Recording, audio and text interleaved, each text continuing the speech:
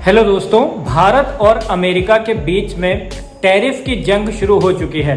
America के राष्ट्रपति Donald Trump ने कुछ समय पहले भारत के ऊपर टैक्स लगाने को कहा था, टैरिफ गेन करने को कहा था, जिसमें अमेरिका की तरफ से कम 50% टैरिफ गेन करने की धमकी दी गई थी।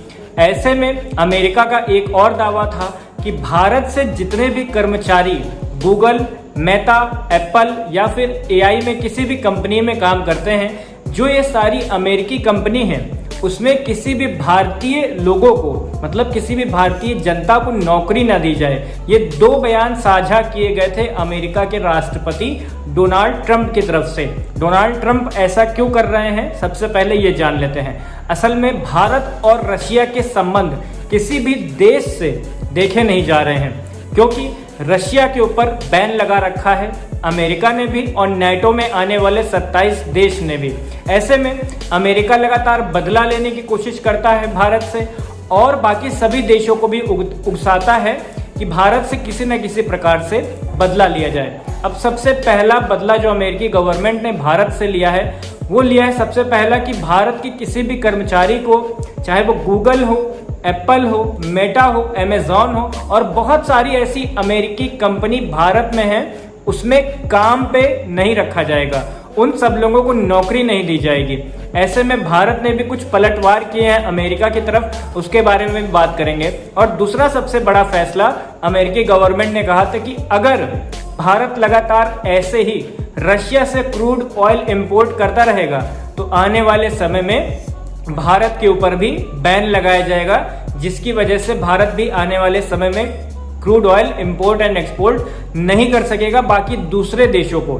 असल में नायारा इंडस्ट्रीज, जिसमें 50% हिस्सेदारी रशिया क्रूड ऑयल की है और 50% हिस्सेदारी इंडियन गवर्नमेंट की है, तो ये जो 50% हिस्सेदारी है और 50% हिस्सेदारी इंडिया की है, दोनों मिलकर के 100% हिस्सेदारी बनाते हैं। ये सारा क्रूड ऑयल इंपोर्ट करते हैं यूरोप में और नेटो के बाकी सभी देशों में। तो भारत का तेल इनडायरेक्टली जो रशिया से आता है वो डायरेक्ट जाता है नेटो के 27 देशों को और अमेरिकी गवर्नमेंट के बाकी सभी देशों को जो अमेरिका के अंतर्गत आते हैं, नेटो के अंतर्गत आते हैं। तो अब अमेरिका ने भारत को धमकी दी कि अगर इन लोगों से तेल खरीदना बंद नहीं करोगे तो नेटो के ऊपर भी कमर कसी जाएगी और भारत के ऊपर भी कमर कसी जाएगी और रशिया के ऊपर तो पहले से ही सैंक्शंस लगाए जा चुके हैं। तो ऐसे में भारतीय गवर्नमेंट ने अमेरिका को और नेटो के 7 देशों को, यूरोपीय संघ के सभी देशों को क्या फैसला सुनाया है, इसके बारे में बात करते हैं। असल में यूरोप ने भी भारत को धमकी दी थी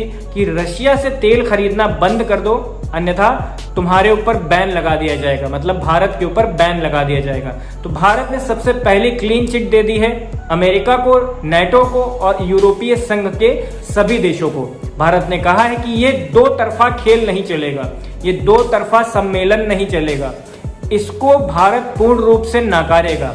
अगर आपको बैन लगाना है तो आप इच्छानुसार बैन लगा सकते हैं, लेकिन भारत किसी भी रूप से ट्रेड बैन नहीं करेगा, मतलब भारत रशिया से किसी भी प्रकार का संबंध खत्म नहीं करेगा, जो जैसा है वो वैसा ही रहेगा।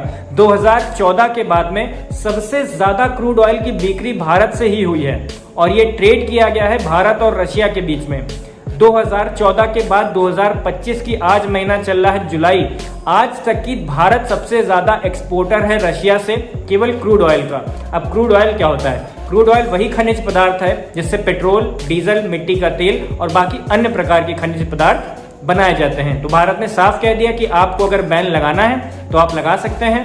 भारत पूरी क्लीन चिट दे रहा है, लेकिन भारत ने साफ ये भी क्लियर कर दिया कि अगर आप बैन लगाएंगे तो आप भी भारत की रणनीतिक चाल के लिए तैयार हो जाइएगा।